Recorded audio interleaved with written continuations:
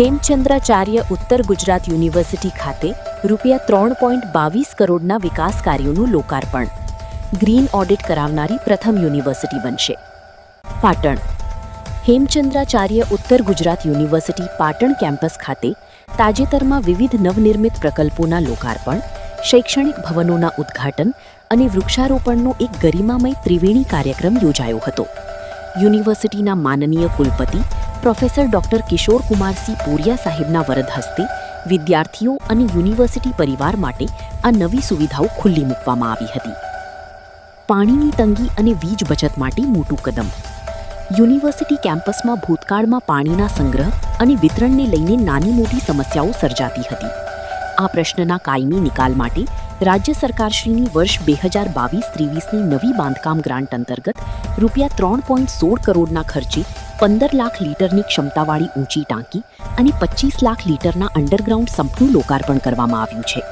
આ અંગે મીડિયા સાથે વાતચીત કરતા કુલપતિશ્રીએ જણાવ્યું હતું કે આ નવી સુવિધાને કારણે કેમ્પસમાં અને ખાસ કરીને સામે આવેલા સ્ટાફ ક્વાર્ટર્સમાં પાણીની અછત દૂર થશે.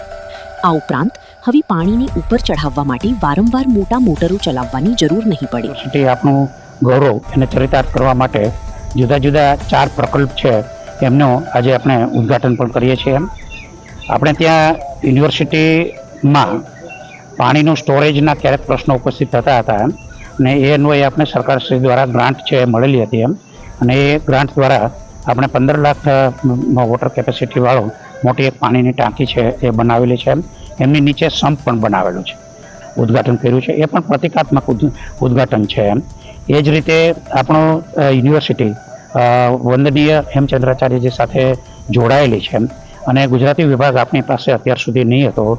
ખૂબ લોકોએ પ્રયત્ન કરી અને પાટણની જનતા અને પાટણના પ્રતિષ્ઠિત લોકો દ્વારા ગુજરાતી ડિપાર્ટમેન્ટ લાવવા માટેના ખૂબ પ્રયત્નો થયા હતા અને એનું ફળ છે એ મને મળી શક્યું છે. આપણને ગત વર્ષ સરકાર દ્વારા 4 જગ્યાઓ જે મંજૂર થયેલી હતી એને ફાઇનાન્સ ડિપાર્ટમેન્ટ દ્વારા મંજૂરી મળી ગઈ અને આપણે એ જાહેરાત માટે એ જગ્યાઓ ભરવા માટેની જાહેરાત છે પણ આપણે કરી દીધી છે અને જીકેસ પોર્ટલ છે એના ઉપર વિદ્યાર્થી અહીંયા પ્રવેશ મેળવી શકે એટલા માટે એને આપણે ઓપન પણ કરી દીધું છે. એ આપણું જે જૂનું લો ડિપાર્ટમેન્ટ હતું એ ડિપાર્ટમેન્ટમાં આપણે આ વર્ષથી ગુજરાતી વિભાગ છે ચાલુ કરીએ છીએ. એની સાથે સાથે આ આપણો વિસ્તાર છે એ મેં જોયું છે કે ખૂબ મોટી સંખ્યામાં આપણા યુવાનો છે એ પોલીસ ભરતી માટે, અગ્નિવીરની ભરતી માટે અને અન્ય જે કોમ્પિટિટિવ એક્ઝામ્સ છે એના માટે તૈયારી કરતા હોય છે જ્યાં ફિઝિકલ ફિટનેસની જરૂર પડે. દોડવા માટેનો જે ટ્રેક છે એને પણ આપણે અદ્યતન કરવાની દિશામાં આગળ વધી રહ્યા છીએ. આજે એમનું જે ઉદ્ઘાટન છે ત્યાં એની બાજુમાં જ એનસીસી ફાયરિંગ રેન્જ છે એ આપણે ચાલુ કરી છે. ઉત્તર ગુજરાત યુનિવર્સિટીની જરૂરિયાત હતી, સમાજની જરૂર હતી, યુવાનોની જરૂરિયાત હતી એટલે આપણે ખૂબ અદ્યતન કક્ષાની કહી શકાય એના જે મેઝરમેન્ટ પેરામીટર્સ છે, મિલિટરી દ્વારા નક્કી થયેલા મેઝરમેન્ટ પેરામીટર્સ, એ પેરામીટર્સ મુજબની આજે આપણે ફાયરિંગ રેન્જ છે એમનું પણ ઉદ્ઘાટન કરીએ છીએ અને ટૂંક સમયમાં જે એનસીસી માટેની એક જરૂરિયાત હોય છે જમ્પિંગ દોડ માટેની, એ જમ્પિંગ દોડ માટેનો ટ્રેક છે એમના માટેની વ્યવસ્થા છે પણ યુનિવર્સિટી નજીકના ભવિષ્યમાં ચાલુ કરવાનું વિચારી રહી છે. એ જ રીતે આજે જે ચોથું એક ઉદ્ઘાટન છે એ લો ડિપાર્ટમેન્ટનું ઉદ્ઘાટન છે. વરિષ્ઠ રાજુભાઈ ઝાલા છે એ હાલમાં જ કોર્પોરેટર તરીકે ચૂંટાયા છે. એ અમારે ત્યાં સૌથી વરિષ્ઠ કર્મચારી છે.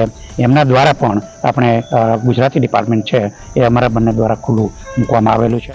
આ ગરિમામય પ્રસંગે બાંધકામ વિભાગના અધ્યક્ષ મીરાબહેન ચતવાણી, ડેપ્યુટી રજિસ્ટ્રાર ડોક્ટર કમલભાઈ મોઢ, એનએસએસ કોઓર્ડિનેટર કમલેશભાઈ ઠક્કર, ફિઝિકલ વિભાગના અધ્યક્ષ ચિરાગભાઈ પટેલ, કમાન્ડિંગ ઓફિસર કેવી નાયર, સુબેદાર મેજર દીપક કુમાર, મેજર ડોક્ટર LS ભૂટડિયા, ઇજનેર વિપુલભાઈ સાંડેસરા, લેફ્ટનન્ટ જય ત્રિવેદી અને ગૌરાંગ રામી સહિતના ઉચ્ચ અધિકારીઓ અને કર્મચારીઓ ઉપસ્થિત રહ્યા હતા. મીડિયા જગત RM ન્યૂઝ રિપોર્ટર વિજય વડલિયા, પાટણ.